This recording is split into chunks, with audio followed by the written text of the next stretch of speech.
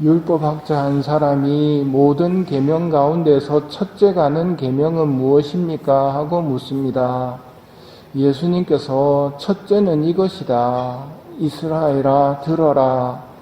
주 우리 하느님은 한 분이신 주님이시다. 그러므로 너는 마음을 다하고 목숨을 다하고 정신을 다하고 힘을 다하여 주 너의 하느님을 사랑해야 한다. 둘째는 이것이다. 내 이웃을 너 자신처럼 사랑해야 한다. 이보다 더 큰 계명은 없다. 첫째 가는 계명이랑 가장 중요한 계명이 무엇인지를 묻는 겁니다. 예수님의 대답을 방금 들으셨습니다. 10계명 중에 몇 계명이 가장 중요하다는 말입니까? 둘째 계명은 10계명 중에 몇 번째 계명에 해당될까요? 율법학자는 계명 가운데 가장 큰 계명을 여쭈었는데 예수님은 가장 큰 계명이라고 하시면서 알려주시는 게 계명을 알려주신 게 아니라 이 계명을 왜 지켜야 하고 어떤 마음으로 지켜야 하는지 그 정신을 알려주십니다. 하느님에 대한 사랑으로 계명을 지켜야 하고 이웃에 대한 사랑으로 계명을 지켜야 한다는 겁니다.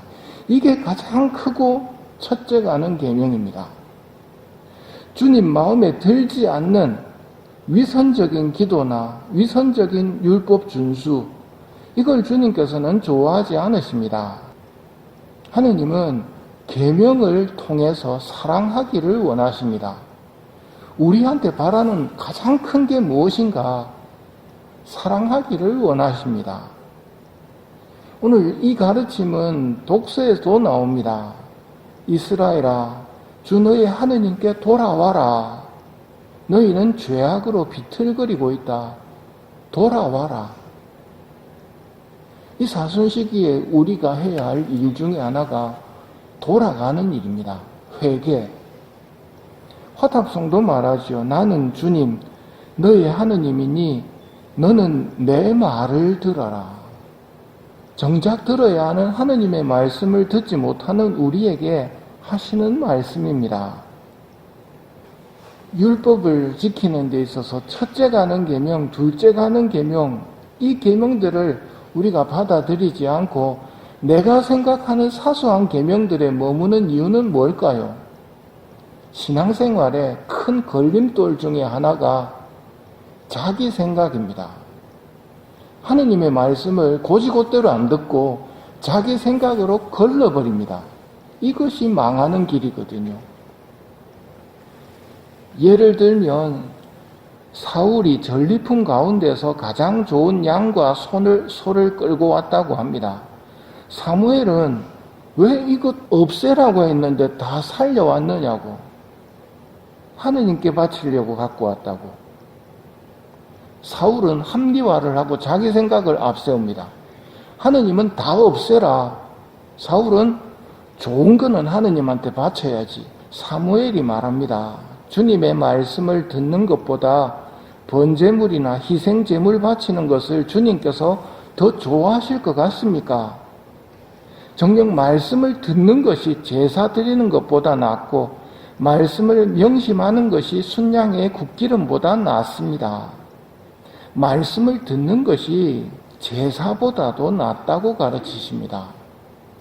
마음을 보시는 하느님은 당신의 말을 무시하지 않고 간직하고 지키는 사람을 사랑하십니다. 순종하는 사람을 사랑하십니다.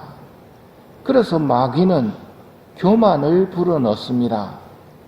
하느님 뜻보다 자기 뜻을 앞세우게 하려고 하고 자기 생각을 하느님 생각보다 앞서게 만들려고 합니다. 그래서 자기 생각하고 하느님 생각이 다르면 안 믿는 겁니다. 혹은 자기가 걸러서 듣는 겁니다. 나아만 장군의 경우를 봅시다. 엘리사는 심부름꾼을 시켜 나아만 장군에게 말을 전하였다. 나병 고치러 온 나아만 장군이 엘리사를 찾아갔을 때 엘리사는 코빼기도 보이지 않습니다. 종을 보냅니다. 무지 자존심 상이 있는 상태에서 종이 말합니다. 요르단강에 가서 7번 몸을 씻으십시오. 그러면 새 살이 돋아 깨끗해질 것입니다. 나아만은 화가 나서 발길을 돌리며 나는 당연히 그가 나와서 주 그의 하느님의 이름을 부르며 병든 곳 위에 손을 흔들어 이 나병을 고쳐주려니 생각하였다. 이게 나아만의 생각이었고 예상이었습니다. 그런데 완전히 벗어나 버리거든요. 그러니까 화를 내면서 발길을 돌리려고 합니다. 그리고 또 한 가지, 그럴 때 등장하는 것 중에 하나가 논리적이고 합리적인 생각이 떠오릅니다. 다마스쿠스의 강 아바나와 파르파르는 이스라엘의 어떤 물보다 더 좋지 않으냐? 그렇다면 거기에서 씻어도 깨끗해질 수 있지 않겠느냐? 요르단 강보다 훨씬 좋은 강이 우리나라에 있는데 거기서 씻어도 되지. 상당히 논리적이지요. 어디가 빠져 있을까요? 하느님의 말씀을 곧이곧대로 받아들이는 순종은 없습니다. 똑똑한 생각만 있을 뿐이지요. 신앙생활에서 우리가 조심해야 할 게 이겁니다. 자기 생각을 앞세우는 것. 율법의 정신이고 뭐고 지키기만 하면 됐지 하면서 외적인 준수에 열을 올렸던 사람들이 위선자 바리사이와 율법학자들이었습니다. 이들은 지키면 됐습니다. 예수님은 지킨다고 되는 게 아니다. 그들은 간음하지 말라는 계명을 들으면서 나 간음 안 했어 하고 넘어가지만 예수님은 음란한 마음으로 여자를 바라보면 그건 간음한 거다 하고 가르치십니다. 내 생각을 앞세우다가는 주님 앞에서 큰일 납니다. 주님이 나한테 바라시는 게 뭔가? 우리에게 사랑하자고 말씀을 하시는 겁니다. 즉 사랑의 관계에서 하느님과 나를 바라보아야 합니다. 여러분이 사랑했던 사람들이 누군지는 모르겠지만 일단 부부 관계를 들어봅시다. 내 배우자가 이성이 지나가니까 눈이 싹 따라갑니다. 그게 법적으로 죄가 됩니까? 안 됩니까? 안 됩니다.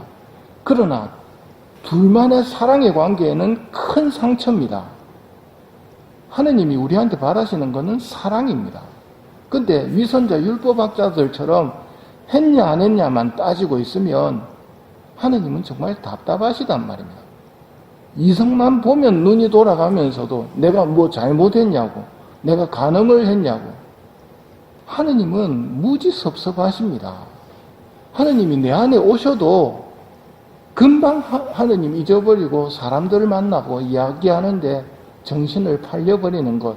그럼 마귀가 그런 유혹을 하고 있기 때문이기도 하지만 내가 정말 하느님이 원하시는 게 사랑이라는 걸 잊고 있기 때문입니다. 그는 그저 생각만 하죠. 난 미사 참석했다. 평일 미사 왔다.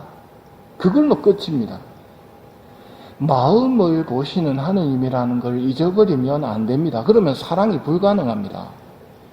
미사 후 십자가의 길을 걷겠지만 예수님의 마음과 성모님의 마음을 읽으면서 걸어가십시오.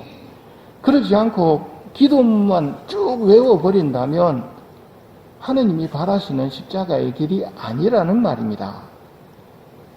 가장 큰 계명에 대한 대답을 통해 예수님께서는 하느님과 우리의 사랑 관계, 이것이 가장 중요하고 첫째가 한다고 말씀을 하시는 겁니다. 오늘 십자가의 길을 사랑으로 예수님과 성모님의 마음을 헤아리며 걸어가 보도록 합시다.